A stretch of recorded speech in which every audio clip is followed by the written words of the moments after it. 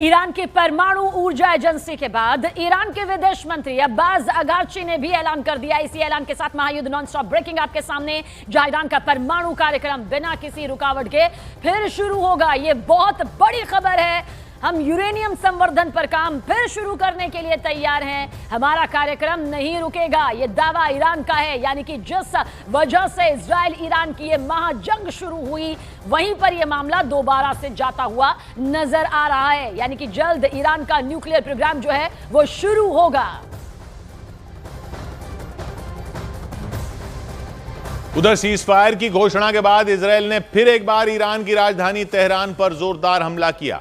Israel के इस हमले में ईरान के एक और परमाणु वैज्ञानिक की जान चली गई। ईरान के सरकारी न्यूज चैनल ने खुद इस बात की पुष्टि की, क्योंकि अमेरिकी राष्ट्रपति ट्रंप के सीज फायर के ऐलान से कुछ देर पहले इजराइल ने तेहरान पर एक बार फिर जोरदार हमला किया। इस हमले में उत्तरी तेहरान में मौजूद ईरान के एक परमाणु वैज्ञानिक की जान भी चली गई। जिनकी जान इजराइल के इस हमले में गई, उनका नाम मोहम्मद रेजा सिद्दीकी साबिर बताया गया। जानकारी के मुताबिक वो ईरान के परमाणु कार्यक्रम में अहम भूमिका निभा रहे थे और आशंका जताई जा रही है कि इसी वजह से इस्राइल ने उनको निशाना बनाकर उनकी जान ले ली और इसके लिए इजराइल ने तेहरान पर मिसाइल हमला किया। जानकारी के मुताबिक मोहम्मद रेजा सिद्दीकी साबिर न सिर्फ ईरान के परमाणु कार्यक्रम में शामिल थे, बल्कि वो ईरान की सेना की सबसे खतरनाक ब्रांच IRGC में भी बड़े पद पर थे। दावा किया गया कि वो सीधे ईरान के supreme leader Ayatollah Ali Khamenei को रिपोर्ट करते थे। हालांकि ये पहली बार नहीं है जब इजराइल ने किसी परमाणु वैज्ञानिक का शिकार किया हो। इससे पहले भी इजराइल ईरान के परमाणु कार्यक्रम में लगे कई वैज्ञानिकों की जान ले चुका है। और बड़ी खबर आप तक पहुंचा दे, जम्मू कश्मीर में सेना का सर्च ऑपरेशन सामने आया है। आतंकियों की घुसपैठ के इनपुट के बाद ये बड़ा ऑपरेशन जारी है। राजौरी के केरी सेक्टर में 3 से 4 आतंकियों की घुसपैठ का इनपुट यहां पर मिला है, जिसमें राजौरी, किश्तवाड़, डोडा और पुंछ में सेना ने ये अभियान चलाया है। राजौरी, किश्तवाड़, डोडा और पुंछ में सेना के जरिए ये उच्च स्तरीय अभियान चलाया गया है। सर्च अभियान चलाया जा रहा है क्योंकि इनपुट ये मिले हैं। जानकारी क्या कुछ मिली है 3 से 4 आतंकियों के घुसपैठ की? कोमल हमारी सहयोगी ज्यादा जानकारी के साथ। कोमल, क्या जानकारी मिल रही है और किस तरह का सेना का ये सर्च ऑपरेशन सामने आ रहा है? बिल्कुल सबीना, देखिए ये जम्मू कश्मीर के अलग अलग जिलों में सुरक्षा एजेंसियों को ये इनपुट मिला है कि वहां पर आतंकियों के होने की खबर है और कुछ संदिग्ध भी देखे गए, जिसके बाद कल शाम से ही सर्च ऑपरेशन शुरू किया गया था। लेकिन आज सुबह तड़के ही जो है सर्च ऑपरेशन में तेजी आई है और जिसके बाद ही पता चला है कि कल सिर्फ किश्तवाड़ के मारवन इलाके में हुआ था, लेकिन आज सुबह सुबह इनपुट मिला है कि पुंछ, राजौरी और डोडा, किश्तवाड़ जो 4 इलाके हैं, वहां पर 4 जो जिले हैं वहां पर आतंकियों के होने की खबर है। जिसके बाद एडजॉइनिंग जो 6 जिले हैं वहां पर सुरक्षा बलों का सर्च ऑपरेशन जारी है। चारों तरफ से इलाके को घेरा है। हालांकि मौसम खराब है, मौसम थोड़ा सा अड़चन पैदा कर रहा है, लेकिन ड्रोन के जरिए भी आतंकियों की तलाश लगातार चारों तरफ जारी है। जी सर, बहुत बहुत शुक्रिया हमारी सहयोगी कोमल सिंह पूरी जानकारी देते हुए कि किस तरह से सेना के जरिए ये ऑपरेशन यहां पर चलाया जा रहा है, क्योंकि 3 से 4 आतंकियों की घुसपैठ की आशंका। ईरान में परमाणु कार्यक्रम चलाने वाले संगठन atomic energy organization of Iran के मुखिया मोहम्मद इस्लामी ने दावा किया कि अमेरिका ने ईरान के परमाणु ठिकानों पर जो हमले किए थे वो पूरी तरह बेअसर रहे। उनके मुताबिक ईरान ने पहले ही उन परमाणु ठिकानों पर मौजूद यूरेनियम को बचा लिया था। यूरेनियम से ही परमाणु बम बनाया जाता है। दावा किया गया कि ईरान ने अपने फोर्दो परमाणु अड्डे पर करीब 400 किलो यूरेनियम इकट्ठा कर रखा था और उसे बर्बाद करने के लिए ही अमेरिका ने फोर्दो पर बंकर बस्टर बम से हमला किया था।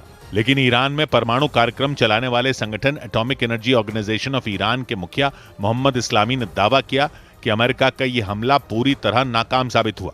उनके मुताबिक अमेरिका ने दुनिया के सबसे घातक बम तो फोड़े, लेकिन वो ईरान के यूरेनियम को बर्बाद नहीं कर पाया, क्योंकि मोहम्मद इस्लामी के मुताबिक ईरान की सरकार ने पहले ही फोर्दो और अन्य परमाणु प्लांटों से यूरेनियम को दूसरी सुरक्षित जगहों तक पहुंचा दिया था। और यही बात एक दिन पहले ईरान के supreme leader Ayatollah Ali Khamenei के सलाहकार अली शामखानी ने भी कही थी। उन्होंने भी यह दावा किया था कि ईरान के परमाणु अड्डों को नुकसान जरूर पहुंचा, लेकिन वो अपने कदम पीछे लेने वालों में नहीं है। उन्होंने सोशल मीडिया पर एक पोस्ट कर साफ कर दिया था कि चाहे अमेरिका हमला करे या इजराइल, ईरान अपना परमाणु कार्यक्रम नहीं रोकने वाला।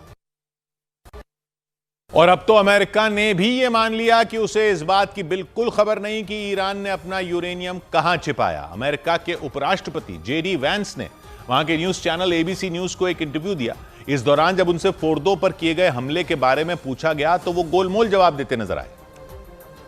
और एबीसी न्यूज को दिए उस इंटरव्यू में जेडी वैंस ने यह बात कबूल की कि अमेरिका के हमले में ईरान के परमाणु प्लांट तो तबाह हो गए, लेकिन वहां यूरेनियम था या नहीं इसका पता नहीं चल पाया। उनके इस बयान के बाद ये अटकलें और तेज हो गईं कि ईरान ने अमेरिका के हमले से पहले ही यूरेनियम को दूसरी जगह शिफ्ट कर दिया था। जेडी वैंस ने दावा किया कि अमेरिका ने फोर्दो में 400 किलो से ज्यादा यूरेनियम मौजूद होने का अनुमान लगाया था। हालांकि अब वो यूरेनियम कहां है, बचा या नहीं बचा, इसके बारे में कोई पुख्ता जानकारी नहीं मिल पाई। और इससे अंदाजा लगाया गया कि ईरान ने अपनी तैयारी पहले ही कर ली थी। वहीं एक दिन पहले अमेरिकी सैटेलाइट कंपनी मैक्सार ने 19 जून की फोर्दो परमाणु प्लांट की कुछ तस्वीरें भी जारी की। उन तस्वीरों में परमाणु प्लांट के बाहर ट्रकों की लंबी कतार दिखाई दी थी। उन तस्वीरों के आधार पर यह दावा भी किया गया कि ईरान ने 19 जून से ही फोर्दो को खाली करने का काम शुरू कर दिया था, ताकि अगर अमेरिका हमला कर भी दे तो उसका न्यूक्लियर कार्यक्रम न रुके। आगे आपको बताएंगे कि ट्रंप का फाइनल ऑर्डर आखिर क्या कुछ यहां पर कह रहा है। लेकिन युद्ध विराम देखिए हो चुका है ईरान अपने परमाणु कार्यक्रम को जारी रखने के लिए, लेकिन अब भी बदस्तूर अड़ा हुआ है। इस बीच ईरान के फोर्दो न्यूक्लियर ठिकाने की यह नई सैटेलाइट तस्वीर आपके सामने मकसद टेक्नोलॉजी ने यह जारी की है। दरअसल मंगलवार को जारी सैटेलाइट तस्वीरों में साफ दिखाई दे रहा है कि फोर्दो यूरेनियम एनरिचमेंट सेंटर को अच्छा खासा नुकसान यहां पर झेलना पड़ा है। अमेरिका के राष्ट्रपति डोनाल्ड ट्रंप बार बार यह दावा कर रहे हैं कि ईरान के 3 अहम परमाणु ठिकानों पर हमले कर उसकी न्यूक्लियर कैपेसिटी को पूरी तरह से तबाह कर दिया गया है। जबकि अमेरिकी डिफेंस इंटेलिजेंस एजेंसी की शुरुआती रिपोर्ट यह कहती है कि ईरान का नुकसान महज कुछ महीनों का है, कोई स्थायी झटका नहीं है, जैसा कि बड़ा बड़ा दावा यहां पर किया जा रहा है। लेकिन ये 2 सैटेलाइट तस्वीरें इस वक्त आपके सामने मौजूद हैं। जिस तरह से फोर्दो को खाली कर रहा था ईरान, ये 19 से 20 जून की तस्वीर है और 24 जून की तस्वीर।